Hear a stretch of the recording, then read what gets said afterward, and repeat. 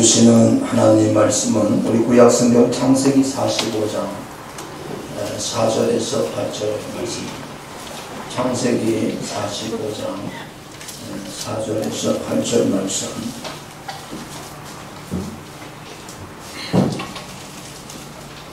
우리 다같이 한 목소리로 하나님의 말씀을 주님의 음성으로 우리 받겠습니다. 요셉이 형들에게 이르되 내게로 가까이 오소서. 그들이 가까이 가니 이르되 나는 당신들의 아우 요셉이니 당신들이 애굽의 반자라. 당신들이 나를 이곳에 팔았다고 해서 근심하지 마소서. 한탄하지 마소서. 하나님이 생명을 구원하시려고 나를 당신들보다 먼저 보내셨나이다. 이 땅에 있는 동안 형들이 들었으나 아직 5년은 가까리도 못하고 추수도 못할지라. 하나님이 큰 구원으로 당신의 생명을 보존하려 당신들의 후손을 세상에 두시려고 나를 당신들보다 먼저 보내셨나니 그런즉 나를 이리로 보낸 이는 당신들이 아니요 하나님이시라. 하나님이 나를 바로에게 아버지로 삼으시고 그 온 집의 주로 삼으셨으며 애굽 온 땅의 통치자로 삼으셨나이다. 아멘. 우리 청년들 나오셔서 찬양 드리겠습니다.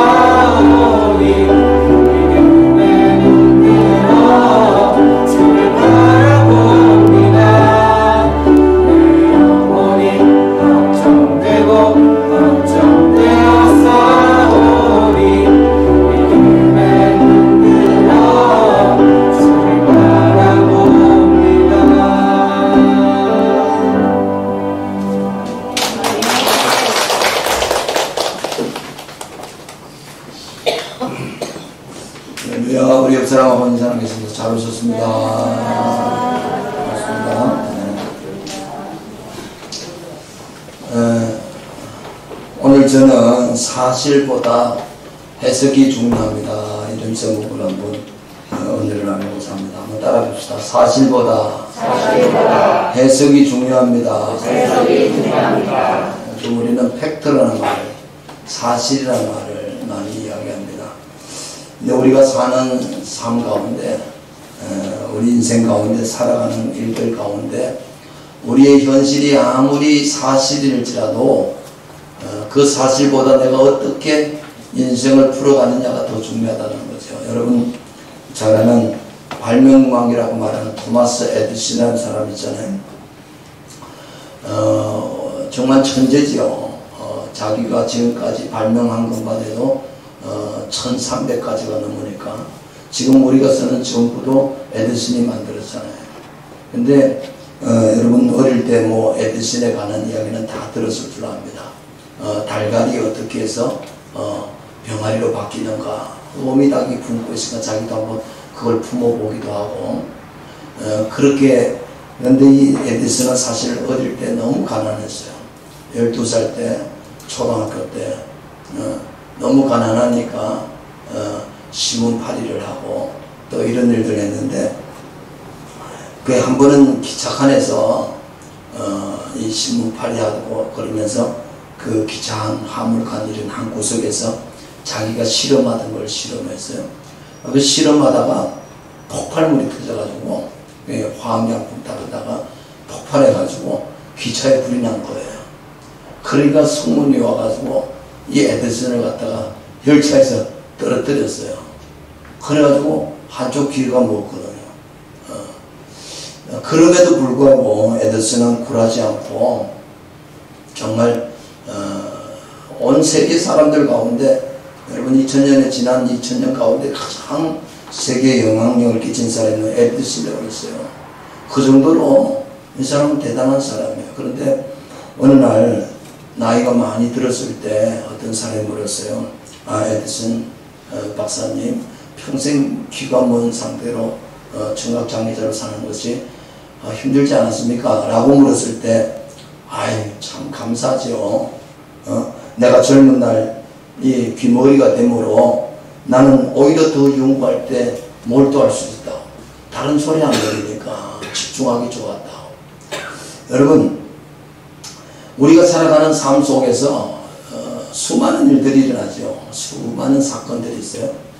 그런데 이걸 어떻게 해석하느냐에 따라서 성공하는 사람도 살고, 어떻게 해석하느냐에 따라서 실패하는 삶을 사는 거예요.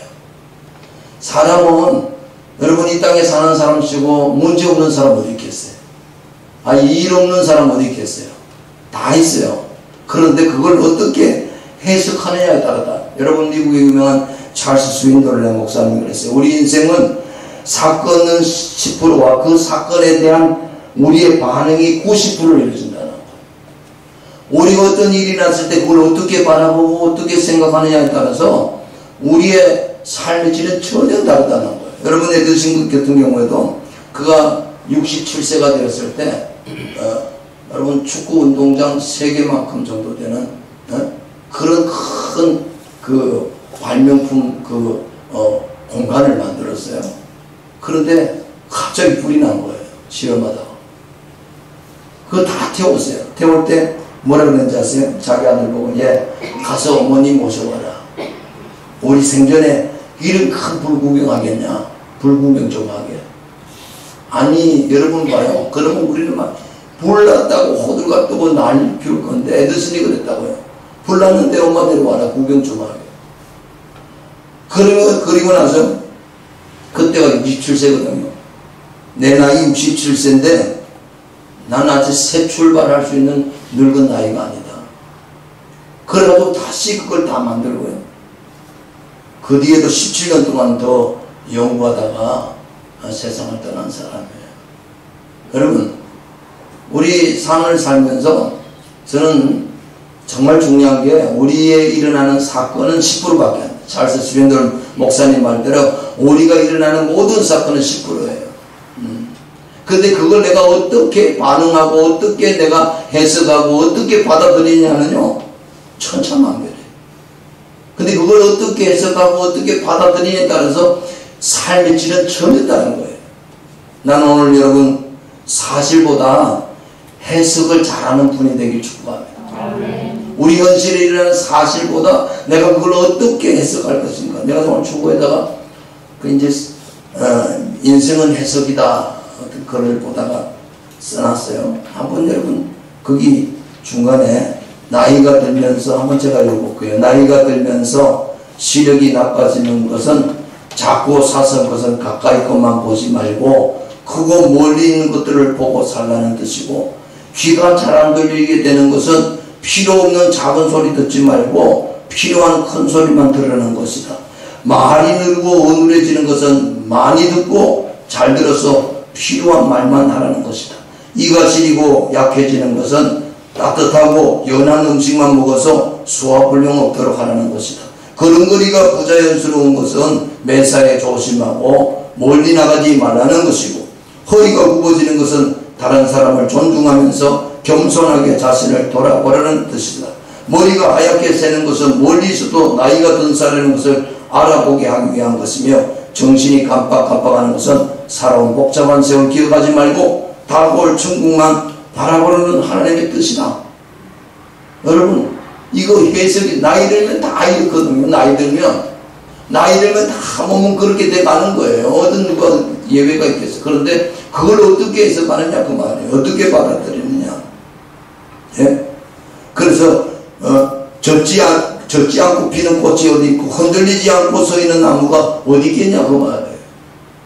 인생을 살다 보면 다 그런 걸 겪는 거예요. 그런데 문제는 뭐예요? 그걸 어떻게 받아들이냐에 따라서 여러분 인생을 풍부하고 행복하고 복되게 살 수 있는가 반면에 그걸 잘못 받아들이면 아이고 나는 옛날에 안 그랬는데 왜 이랬지 고의하고 자학하고 그런 불행해지는 거죠.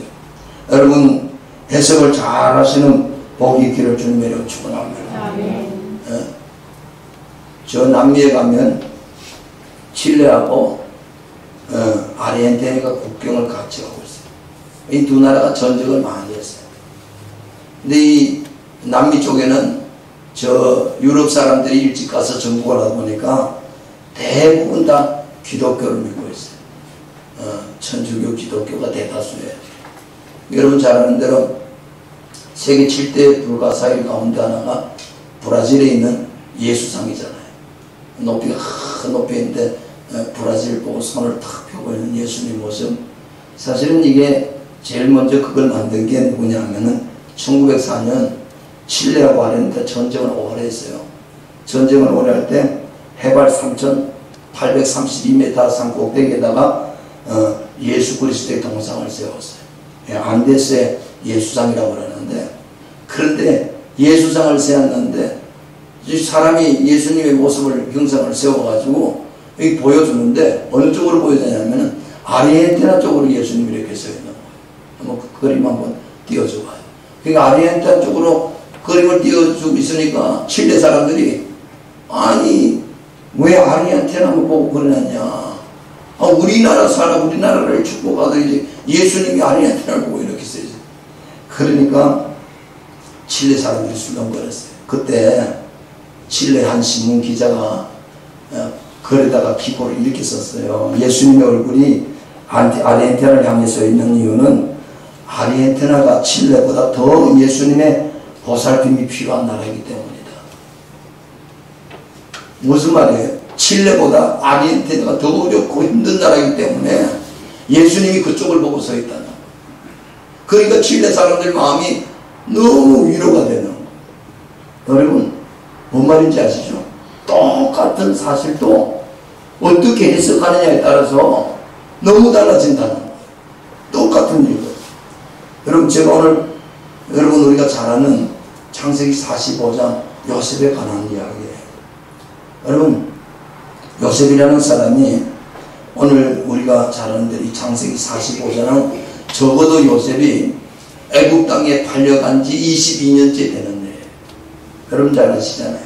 요셉의 생애가 어릴 때 꿈을 많이 꿨잖아요. 그리고 아버지 어머니 몇 집단이 자기의 꿈꾸는 꿈, 해와 달 12별 그게 다 자기인데 저라는 꿈, 이런 꿈을 꿨더니 요셉이 어릴 때 별명이 꿈쟁이잖아요. 형들이 너무 미워했어요. 그러다가 어느 날 아버지 심부름을 따라 형 도시락들 갖다 주러 갔다가 형이 뭐예요? 이 11명의 형이 10명의 형이 요셉을 갖다가 없애버리자. 그래서 무르는 구덩이에 던졌다가 또 다른 형제들 죽이면 뭐하냐, 돈 조금 받고 팔자. 그래서 애국에 파는 거거든요.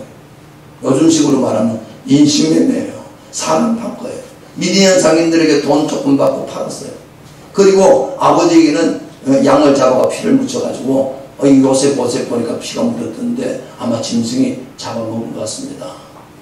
여러분 요셉이 형들의 미움을 받아가지고 애국 땅에 가서 보디발 집에 여러분 종살이로 10년 동안 살고 그 종살이 10년 만에 좀 나름대로 평안한 생활을 유지할 좀 되니까 보디발 안에 유혹 거절했다가 감옥에 가서 여러분 또 2년 세월 보내고 근데 감옥에서 여러분 요셉이 떡 가는 장 술 가는 장 꿈 해석해가지고 떡 술 가는 장 당신이 이제 3일 뒤에 풀려나거든 꼭 나를 기억해달라. 그런데 뭐 기억하나요? 나가고 나니까 다 잊어버렸는데 그 다음에 애국왕 바로가 꿈을 꿨잖아요. 바로가 꿈을 꿨는데 보니까 아주 홍성한 이삭이 일어나는데 그 다음에 보니까 아주 바짝 마른 7단이 일어나는 거예요. 이게 무슨 말인지 모르겠어요. 그 다음에 살찐 암소가 7마리 있는데 그 다음에 보니까 아주 바짝 마른 암소 7마리가 나오는 거예요. 이게 뭐냐 이게. 아무도 해석 못하는데 요셉이라는 사람이 술 가는 장이 추천해서 아이가 내가 감옥에 있을 때 내 꿈을 풀어줬던 사람이었는데 그래서 요셉을 데려갔더니 요셉 그 꿈 해용이 그거잖아요. 앞으로 7년 동안 대풍이 들 건데 그 다음은 7년 뒤에는 엄청난 훈련이 7년 동안 올 겁니다. 그걸 대비해야 됩니다. 임금님 그랬더니 바로 임금이요 그 말에 너무 은혜를 받아가지고 요셉을 애국 총리로 세워가지고 7년 풍년 동안에 흉년을 대비하더라고요. 할렐루야. 그래서 총리가 된 거예요. 근데 여러분 오늘 창세기 45장은 흉년 들지 여러분 2년이 지난 뒤에 이 가나안 땅에도 흉년이 들어가지고 도저히 곡식 구할 데가 없는 거예요. 곡식 구할 때는 유일하게 애국밖에 없는 거예요. 요셉의 형들이 아버지 심부름 따라서 돈과 이런 걸 산적 싸들고 요셉에게 곡식 사러 왔다 그 말. 여러분 그 내용이 오늘 본문의 내용. 형들인 줄 알아봤어요 요셉. 그래서 몇 번 실험하고 난 다음에 오늘 형들에게 대면해가지고 내가 요셉이라는 사실을 알리는 거예요. 형님 내가 요셉입니다. 여러분 얼마나 형들이 깜짝 놀랐겠어요. 자기가 죽이려고 했던 요셉이 세계 최강 나라에 총리로 있는데 그런데 오늘 이 형들을 향해서 요셉이 하는 말을 여러분 한번 5절 한번 같이 읽어볼까요? 5절 시작. 당신들이 나를 이곳에 팔았다고 해서 근심하지 마소서 한탄하지 마소서 하나님이 생명을 구원하시려고 나를 당신들보다 먼저 보내셨다. 여러분 형님들이 지금 두려워해요. 죽을까 싶어서. 이제는 요셉이 칼자루를 쥐고 있는 거 아니에요. 자기네들이 과거 22년 전에 어떻게 했는가 다 알고 있잖아요. 근데 요셉이 하는 말을 보세요. 당신들이 형님 나를 이곳에 팔았다고 한탄하지 마십시오. 근심하지 마십시오. 하나님이 생명을 구원하려고 나를 당신들보다 먼저 보냈습니다. 7절에 하나님이 큰 구원으로 당신들의 생명을 보존하고 당신들의 후손을 세상에 두시려고 나를 당신들보다 먼저 보냈습니다. 형님들이 나를 판 게 아니고 하나님이 우리 가정을 살리려고 나를 이곳에 보냈습니다. 할렐루야. 요셉의 해석이에요. 여러분 요셉이 그렇게 생각하고 바라봤다는 거예요. 여러분 한번 생각해 보세요. 요셉이 사실은 뭐 자기가 22년 동안 살아오면서 어디 꽃길을 걸었어요? 아니에요. 인간으로 당할 수 없는 수모와 멸시와 학대와 고통과 아픔을 많이 겪었어요. 얼마나 힘들었으면. 여러분 요셉이 결혼해가지고 아들을 낳거든요. 첫 번째 아들이 뭐라고 했죠? 므낫세. 므낫세는 뜻이 뭐예요? 잊어버리겠다. 하나님 나 애국 땅에서 당한 고통, 멸시, 아픔 다 잊게 해주세요. 다 잊게 해주세요. 너무 힘드니까. 두 번째 애 이름을 지었어요. 에브라임. 하나님 내가 고통당하고 멸시당하고 아픔당한 것만큼 이제는 나를 장성하게 잘되게 복되게 해주십시오. 할렐루야. 아멘. 그 요셉의 두 아들 이름이에요. 므낫세와 에브라임. 여러분 그런데 오늘 요셉을 감안해 보세요. 요셉은 어떻게 인생을 해석하는가? 어떻게 사건과 삶을 해석했는가? 오늘 본문 말씀을 가만히 보면 요셉은요 살아가는 수많은 고난과 역경을 자기 나름대로 해석했어요. 첫 번째가 뭐냐면은 모든 해석의 관점을요 자기 생각이 아니라 하나님 말씀으로 생각했어요. 뭐를 생각했다고? 하나님. 여러분 요셉은요 하나님 말씀을 언제 들었어요? 꿈꿀 때. 그 꿈은요, 요셉이 꾼 게 아니고 하나님이 그렇게 꾸게 해준 거예요.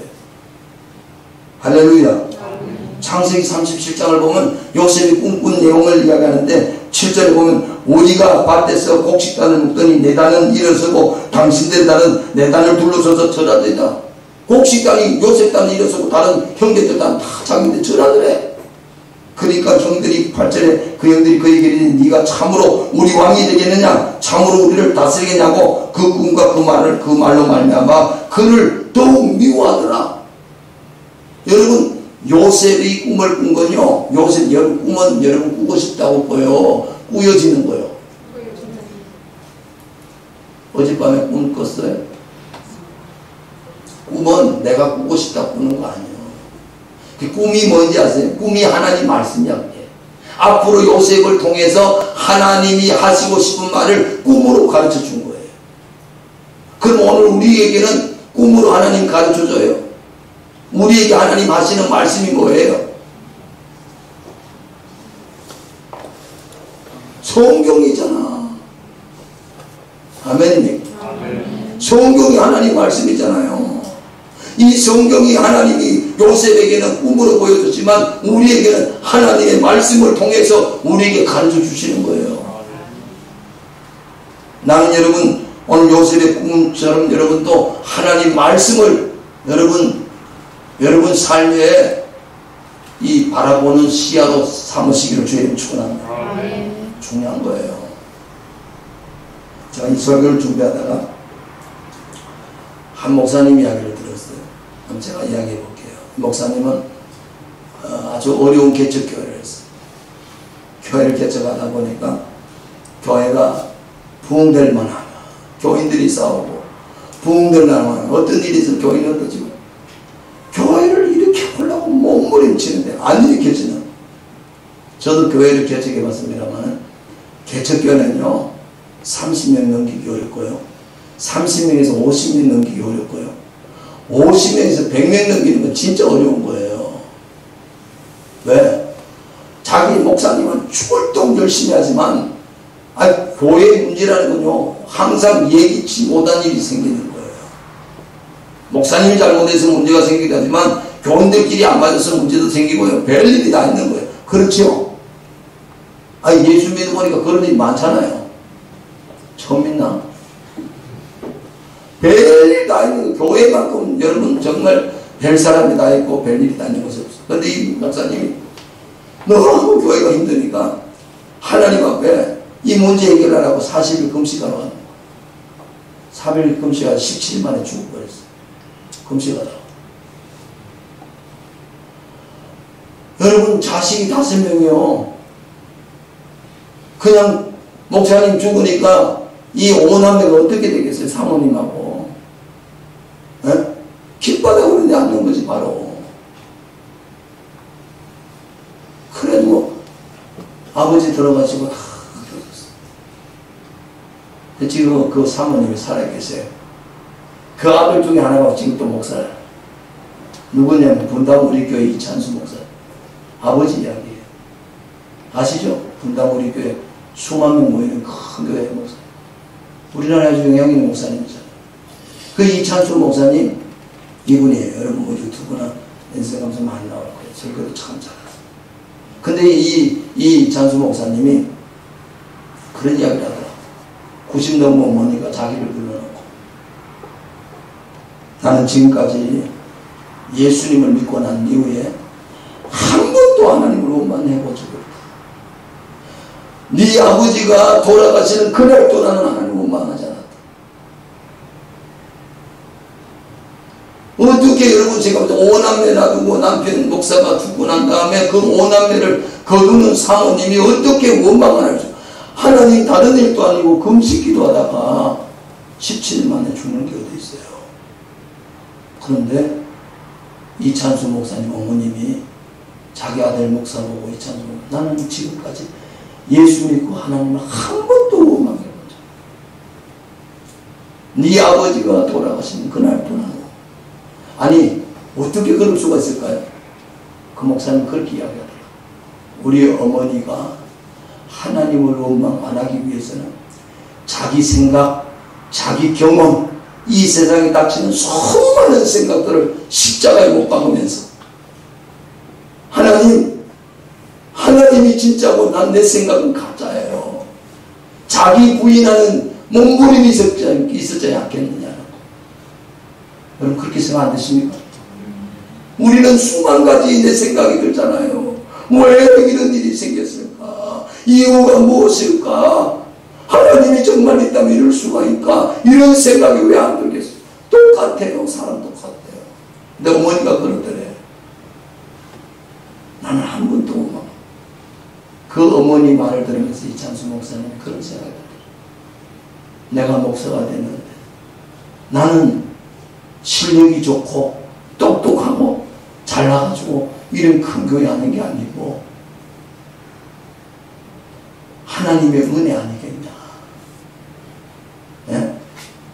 우리 아버지가 그렇게 어렵게 목회하다가 금식하다 돌아갔었는데 그 아들이 이런 분당 우리 교회 같은 교회를 운영하는 건 내가 대단해서가 아니고 하나님이 은혜 베푼 거 아니겠냐.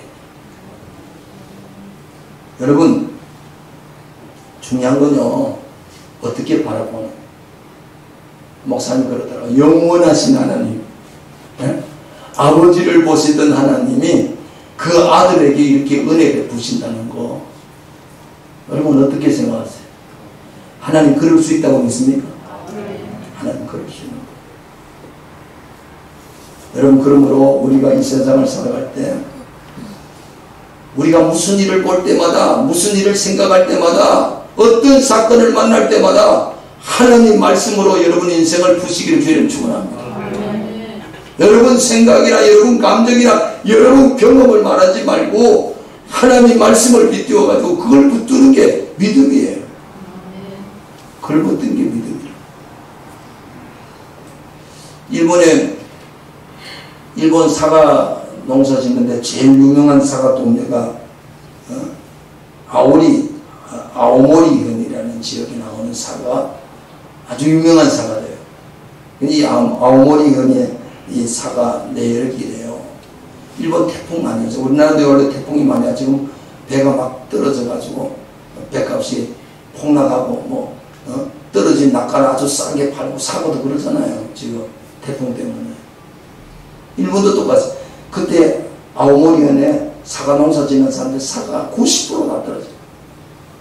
근데 한 농부가 사과밭에 가서 또 보니까 자기 사과 다 떨어졌는 거예요. 나무를 쳐다보니까 몇 개씩 붙어 있는 거예요. 그때 이 농부가 이랬대. 야, 저 붙어 있는 사과는 보통 사과이다. 보통 사과. 왜냐하면 비바람을 이겨낸 기적 같은 사과다. 근데 이 일본은 대입 수능 시험이 우리는 11월 달인데 10월 달이에요. 태풍 지나고 난 다음에 그 다음에 이제 대입 수능 시험이 있었는데 이 사과 주인이 뭐라 하면 이 붙어있는 사과를 합격사과라고 붙였어. 상대는 합격사과. 왜냐하면 태풍 그 비바람을 몰아치고 끝까지 붙어있었다는 거야. 그 이 사과는 분명히 먹으면 합격한다는 거야. 근데 이게 소문이 나가지고요. 불티나게 다른 사과도 몇 배 비싸게. 그래 잘 살았대. 그래가지고 이 아오모리현의 이 사과가 합격 사과가 유명하다는 거예요. 여러분 한번 생각해봐요. 그 농부가 떨어진 90% 사과 바라보면 무슨 생각이 들었을 거예요. 근데 붙어있는 10%의 사과를 보고 생각을 바꾼 거예요. 여러분 우리가 어떤 문제를 바라볼 때 진짜 중요한 건요 바라보는 이 시각이 중요해요. 한번 따라합시다. 시각이 바뀌면 해석이 바뀌고 해석이 바뀌면 인생이 바뀐다. 맞습니까? 내가 보는 시각이 바뀌면 여러분 해석이 바뀌어요. 이 해석이 바뀌면 인생이 바뀌고요. 그래서 우리 삶이 복되는 거예요. 요셉은요 자기가 첫 번째 주안점을 둔 것이 뭐냐면 하나님 보여준 꿈. 그러니까 요셉이 형들 만났을 때 자기 앞에 다 넙죽전하자 무슨 생각 22년 전에 내가 어릴 때 꿈꿨던 모습이 지금 그대로 이루어지잖아요. 그러니까 하나님이 나를 여기 보냈다. 할렐루야. 두 번째, 요셉은요, 나 중심으로 생각하지 않고 하나님 중심으로. 여러분 오늘 보면 한번 5절도 그렇고 7절도 그렇고 8절도 요셉이 계속 하는 말이 있어요. 다시 한번 5절 보시죠. 시작.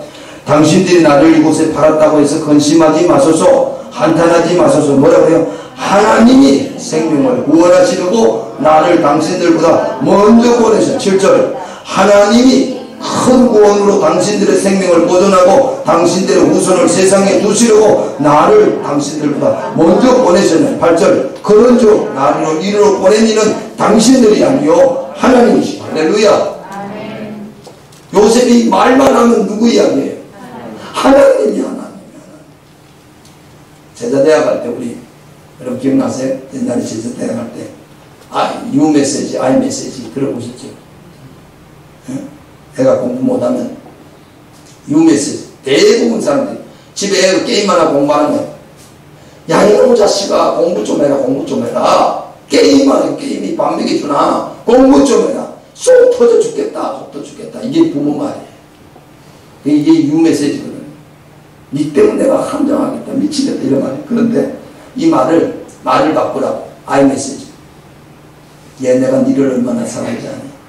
니가 게임하고 있을 때 내 게임하는 이 모습을 볼 때마다 내 속이 너무 가슴이 아프다. 나는 네가 책상하면서 공부하는 모습 보면 너무 기분이 좋을 것 같아. 너 생각 어떠니? 이렇게 묻는 거야. 그게 I 메시지. 내 감정을 빼고 사건을 그대로 이야기하면서 내 감정을 안 넣는 걸 말이야.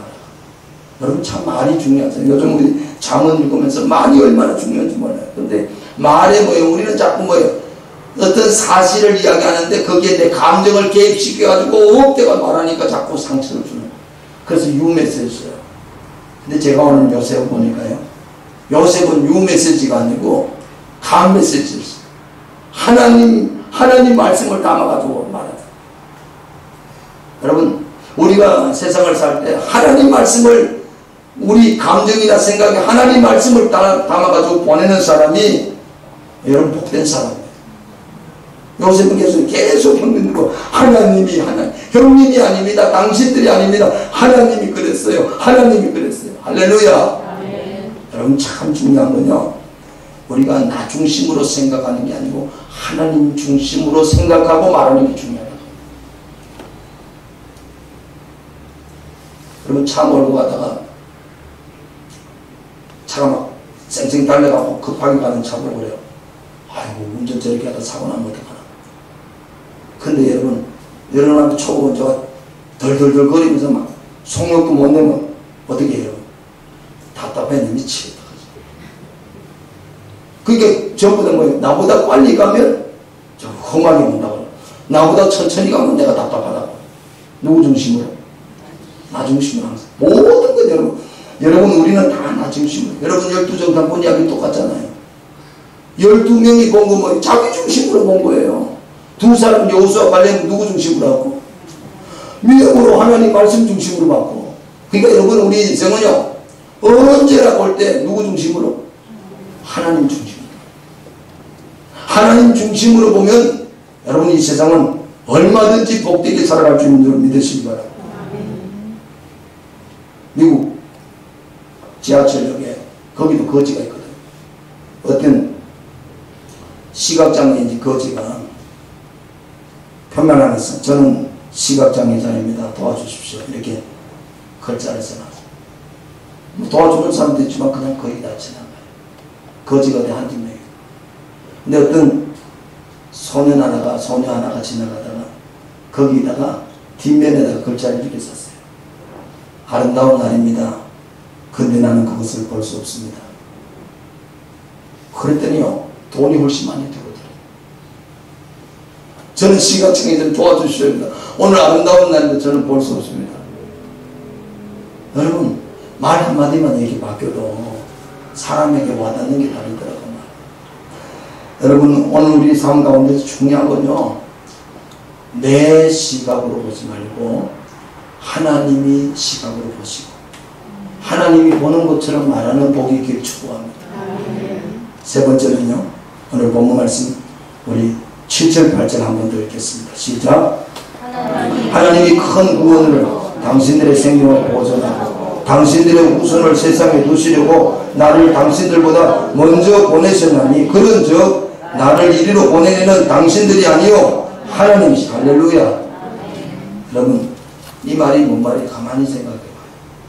지금 요셉이 애국 땅으로 이렇게 온 과정은요 정말 힘든 과정이에요. 인생에 이런 고난이 어디 있어요. 야곱이 부자거든요. 아브라함도 부자고 이삭도 부자고 야곱은 진짜 부자예요.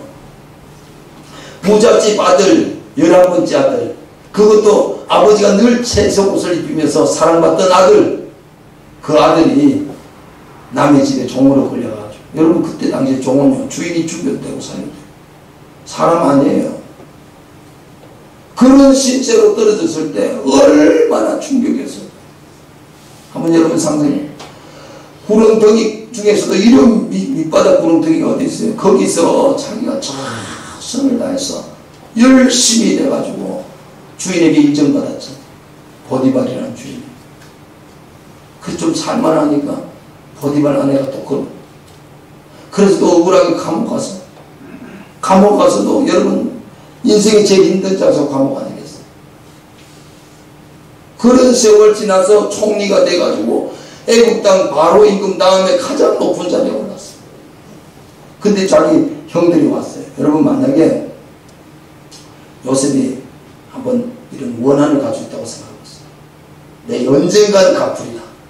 언젠가는 복수하리라. 만나기만 해봐라. 그 형들 말이에요. 근데 요셉이 하는 말이 그러잖아요. 뭐라 그래요?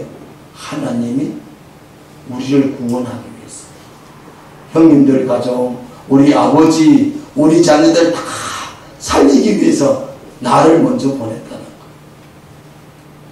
여러분 저는 이걸 뭐라고 하냐면 하나님이 우리를 구원을 통해서 우리를 쓰시는 거. 구원. 나는 여러분이 가 있는 가정이 여러분 때문에 구원받길 바라요. 여러분이 만나는 사람이 여러분 때문에 구원받길 바라요. 여러분 이게 구속사라는 거거든요. 성경에 요셉이 애국 땅으로 팔려간 것은 우연이 아니고 하나님의 계획과 경륜이었어요. 우리의 인생이 여기 온 거 우연이 아니고 하나님의 경륜과 계획이에요. 예수님이 사람 되어 이 땅에 오신 거 우연이 아니고 하나님의 창세 전서부터 계획이에요. 왜요? 저와 여러분을 살리려고, 저와 여러분을 구원하려고. 여러분 요셉도 똑같이 보는 거예요. 내가 지금 애국 땅에 총리된 거 나 혼자 잘 먹고 잘 살아는 게 아니고 하나님이 나에게 사명을 주셨다. 무슨 사명? 우리 가정을 살리라는 사명, 유대민족을 살리라는 사명, 하나님의 큰 계획이 있다는 거예요. 할렐루야. 여러분 우리가 정말 인생이 해석되면요 내가 사는 게 밥 먹고 사는 게 목적이 아니에요. 하나님이 하나님 일 때문에 나를 살리는 거예요. 그렇게 믿으면 아멘 하세요. 내가 이 세상에 사는 거요 밥 세 끼 먹고 잠자려고 사는 게 아니고 하나님이 나를 여기 보낸 거요. 보냄받은 자의 삶은, 예수님이 그랬잖아요. 나는 여기 온 게 나를 보내신 아버지의 뜻을 행하기 위해서 왔다. 수많은 하나님의 사람들의 고백이 뭐예요? 나는 내가 여기 사는 것이 내 뜻이 아니고 아버지 뜻 때문에 있다. 그걸 사명이라고 해요. 나를 보낸 분이 있다. 여러분 오늘 요셉이 고백하는 말이거든요. 우리 가정을 살리기 위한 하나님이 나를 먼저 보냈다. 당신들이 나를 팔지 않, 그 거꾸로 말하면 당신들이 나를 판 건 하나님이 그렇게 하라고 시켜서 그런 거다. 여러분 얼마나 멋있어요. 여러분 요셉이, 형들은요 요셉을 볼 때마다 겁이 나는 거예요. 아버지 야곱이 죽었어요. 아버지 야곱이 죽고 나서 창세기 50장을 보면 한 50장 19절 다 읽었어요. 50장 한 장 더 넘기면 50장이니까 50장 19절 20절 시작. 한번 같이 읽어보죠. 19절에서 20절 읽겠습니다. 시작. 요셉이 그들에게 이르되 두려워하지 마소서. 내가 하나님을 대신하니까 당신들은 나를 하려고 했으나 하나님은 그것을 선으로 바꾸사 오늘같이 많은 백성의 생명을 구원하게 하셨다. 할렐루야. 아버지 죽고 나니까 형들이 또 겁나는 거예요. 아버지 죽고 나서 여기 동생 요셉이 우리 죽이면 어떡하나. 왜? 요셉은 대단한 자리에 있거든. 아버지 죽고 난데 그런데 뭐라 그래? 형님들 두려워하지 마십시오. 하나님이 악을 선으로 바꿔주신 분이에요. 우리를 살려주신 분이에요. 내가 하나님 대신 하겠습니까? 할렐루야. 여러분, 우리 삶 가운데 사실 알고 보면 여러분 불신 가정에서 나오죠. 남편 안 믿어요.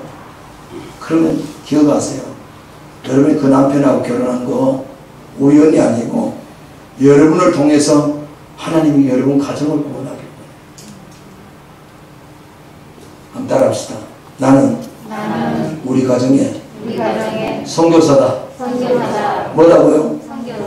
선교사가 여러분 외국에 선교하는 거 힘들어요. 쉬울 것 같아요? 어려울 것 같아요? 말도 안 통하고 문화도 다르고 전혀 다른데 거기 가서 선교는 얼마나 힘든지 아세요? 여러분 안 믿는 가정 속에 시집 가가지고 그 가정 다 예수 믿게 하는 거 쉬울까 어려울까? 어려워요. 근데 뭐 해야 돼요? 여러분 꼭 기억하세요. 요셉처럼 하면 돼요. 요셉처럼 해석을 그렇게 하면 돼요. 아, 나는 이 집에 선교사다. 선교사는요 성질 함부로 내면 안 돼요. 선교사는 말도 조심해야 돼. 왜? 내 가정을 구원하려면 안 믿는 남편 이해 못 하잖아요. 코로나 때문에 교회 가면 병석이 가면 다리 몽둥이 두대 미는 사람 얼마나 많아요.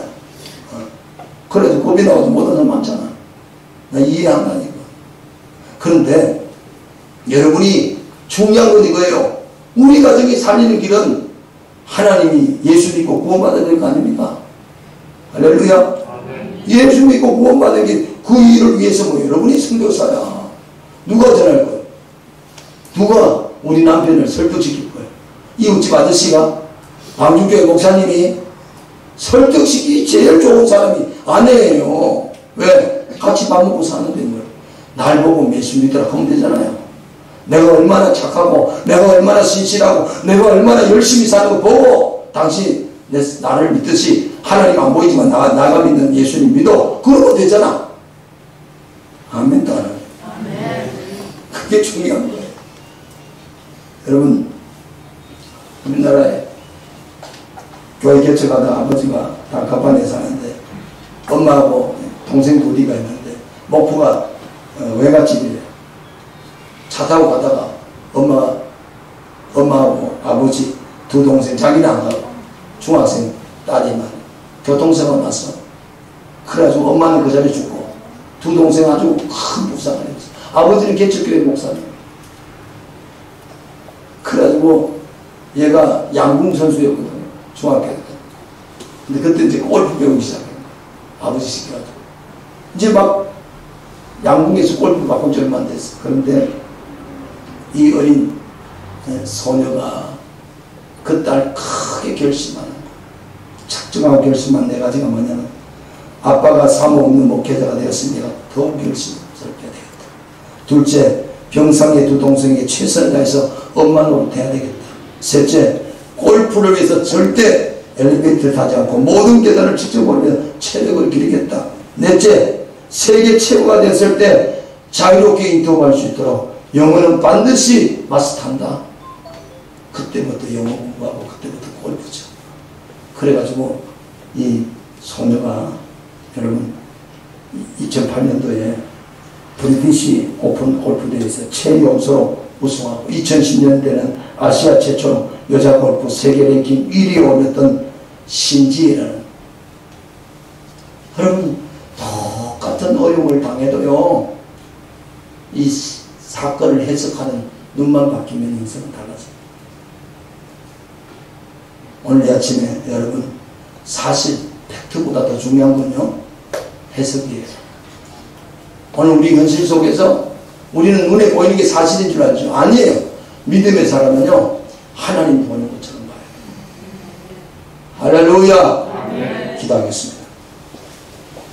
하나님 아버지, 오늘 우리의 삶 가운데 우리 눈에 보이는 현실이나 모든 사건들 하나님 아버지 우리가 어떻게 바라보고 해석해야 될 것인가 정말 중요한데 요셉처럼 믿음으로 하나님 중심으로 해석해서 우리 인생이 복될 수 있도록 하나님 축복해 주시옵소서. 예수님의 이름으로 기도 올려옵나이다. 아멘. 은혜로다 우리